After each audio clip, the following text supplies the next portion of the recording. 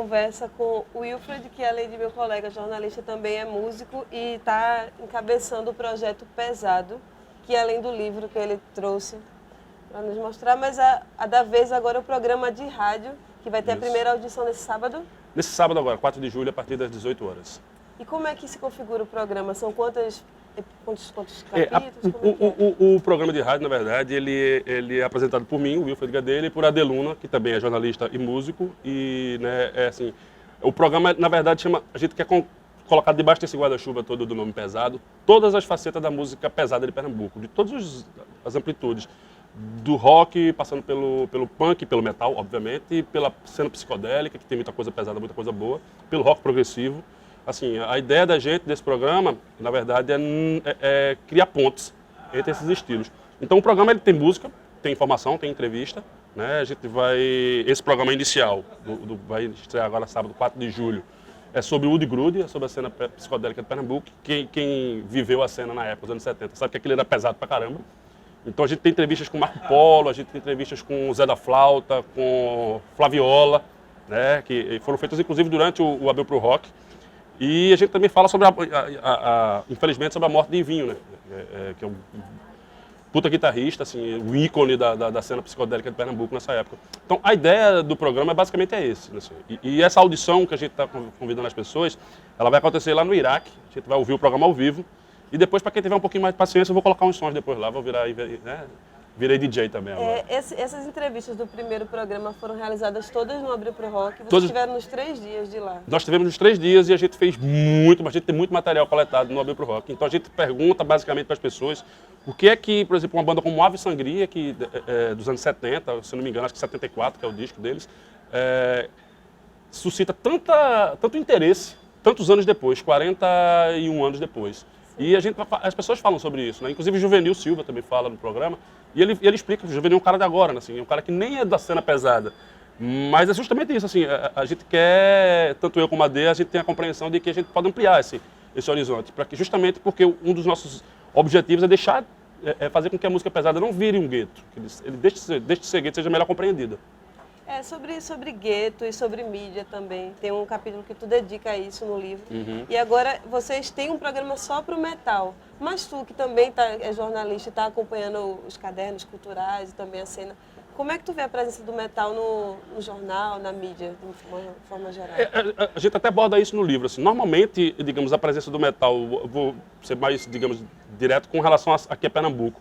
Os 3 jornais que a gente tem aqui, tanto a Folha de Pernambuco, quanto o Jornal do Comércio, quanto o Diário de Pernambuco, quem escreve sobre metal normalmente são abnegados. Né? E normalmente as pessoas nem são do caderno de cultura.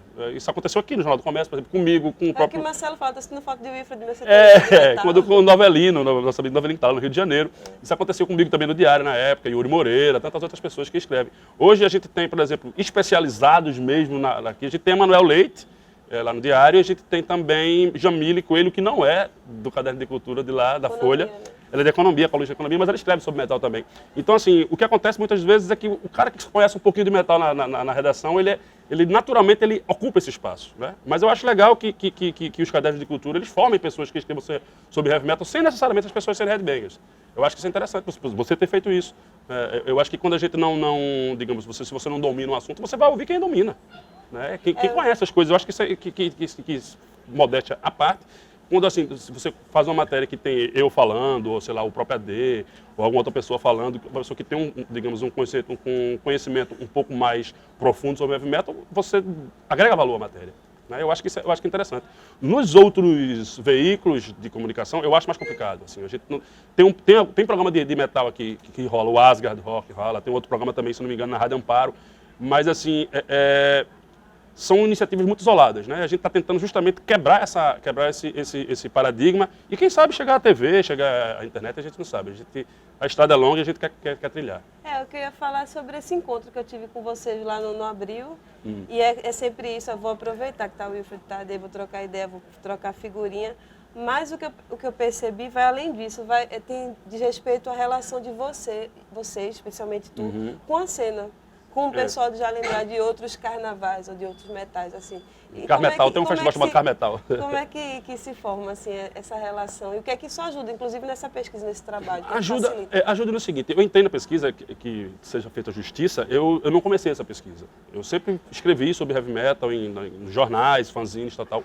Mas eu entrei na pesquisa através de Amilcar Bezerra, que é professor universitário, Daniela Ferreira, que é socióloga. Eles me convidaram e eu fui como fonte. De fonte eu passei a ser uma espécie de consultor. E depois o relatório de pesquisa dessa primeira pesquisa que eu falei já é assinado por mim também. Então, e as pessoas sempre me diziam assim, eu sempre gostei de escrever, sempre tentei abrir espaço para a cena local nos veículos por onde eu passei. E as pessoas sempre me diziam, Wilfred, se alguém for escrever um livro sobre heavy metal em Pernambuco, é tu que tem que escrever. As pessoas me disseram tanto isso que eu terminei acreditando. E acreditei, assim, foi legal isso ter acontecido. Então, assim, quando eu vou fazer uma entrevista, ou o AD vai fazer uma entrevista, as pessoas já conhecem a gente. Então a gente passa, eu creio que as pessoas confiam na gente. O headbanger, o metaleiro, sempre é desconfiadíssimo com a mídia. Então, assim, se ele me vê fazendo a entrevista, o cara, ó, se é o Wilfred que está fazendo, ou é a AD que está fazendo, a gente vai sair uma coisa bem, assim, vai sair legal. Então, é um selo de credibilidade que a gente, digamos, apresenta nessas horas, que eu acho que é interessante. Um dos projetos que a gente vai falar mais detalhadamente mais para frente, que é o projeto do documentário, eu vou estar lá na frente das câmeras também. Eu sou o roteirista do documentário, mas eu vou estar lá na frente. Mais ou menos como o Sandun, que é um antropólogo e documentarista canadense, tem feito, com alguns filmes que ele tem feito. E isso passa para o cara que está sendo entrevistado, digamos, eu estou dando entrevista para o Wilfred. Eu acho que assim, graças a Deus isso aconteceu. Graças a Deus, mesmo eu sendo ateu, que isso está acontecendo, que a gente pode fazer isso. Mas como é que tu fala isso, assim, da cena metaleira ser desconfiada, de certa forma, com a mídia? Porque eu vi, inclusive, no trecho que fala de mídia, na parte que tem Teles, que começou a frequentar os lugares. É verdade. E ele ter publicizado um evento underground. Então, como é que fica essa relação entre publicizar? Eu acho muito interessante.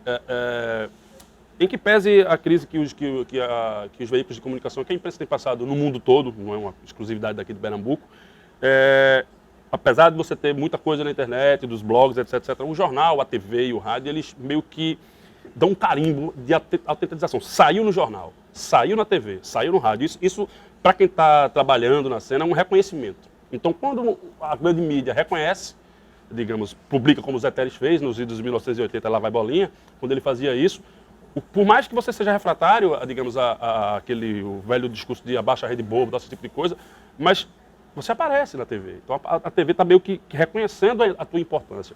O que caracteriza, digamos, esse distanciamento, essa desconfiança mais latente, são as ainda numerosas distorções do que acontece. Assim, a gente tem uma cena clássica no Rock in Rio de 91, que era as pessoas pedindo mosh, que no Brasil virou um sinônimo de stage dive, de pular do palco, e Maurício Cubrujo dizendo, mas as pessoas tão jovens pedindo morte. Então, assim, você tem essas distorções que terminam com as pessoas ficam desconfiadíssimas, né? Mas, assim, um outro lado positivo é que a internet, que a coisa digamos, da rede social tem desmistificado isso. As pessoas, o fã de heavy metal, ele está produzindo seu conteúdo, e isso é importante, isso é bom porque é feito por quem conhece o assunto. Agora a gente nem chegou a falar sobre a tua carreira enquanto músico, por onde tu andas agora, por onde você já passou. E como é que tu chegasse, assim, de 15 anos tu já tocava? Não. Eu fui um péssimo baterista na minha juventude. O meu apelido colocado por Marcelo Demo foi Robocop, porque eu realmente não conseguia tocar direito.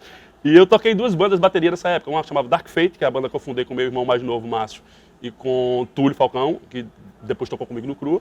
E eu tocava bateria nessa banda. E eu fazia as letras, era interessante. E depois eu fui tocar uma banda chamada Cérbero, com outros amigos, bateria ainda. Depois eu desisti da bateria, porque realmente eu era muito ruim. E passei tempo assim... Tu durou tanto tempo que não precisa ser muito bom de bateria? Não, na verdade foi o contrário. Eu toquei entre 90 e 93 bateria, e quando eu vi que o negócio estava ficando mais complicado e que eu não conseguia dar conta, eu parei. Mas aí eu virei vocalista depois de uma banda lá em Goiânia, na minha cidade natal, chamada Datiloscopia. Eu cantava em português, tal. Não era metal, mas era uma coisa meio hardcore, tal. E depois eu comecei a cantar no Crua em 2008. Eu tentei voltar com o Túlio, a banda, o Dark Fate, só que eu tocava baixo, estava tocando baixo nessa época. Também muito ruim. Mas assim, fazia os backing vocals e tal, e Túlio falou, pô, Wilfred, acho que tu tem potencial para ser vocalista. E aí eu fiz um teste no Crua, que é uma banda que eu admiro desde criança, assim, desde minha adolescência.